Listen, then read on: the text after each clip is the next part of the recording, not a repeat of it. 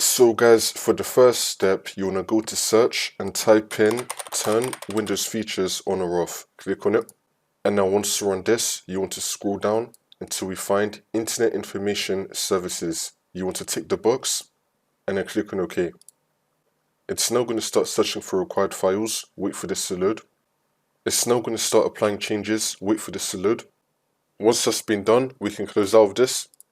For the next step, you want to go to search and type in Internet Information Services Manager. Click on it.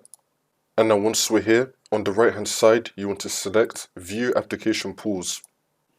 Now you want to find Default App Pool. You want to right click on it and then click on Start. For me, it's already been started, but you want to right click on it and then click on Start. Next, you want to click on it one time. And now on the right hand side, select Advanced Settings. And now once we're here, you want to scroll down till we get to Process Model. Now once we're here, you want to find Load User Profile. You want to click on the drop down, set this to false. Above it, you want to find Identity. Click on this, and then click on the three dots, and then select Custom Account, and then click on Set.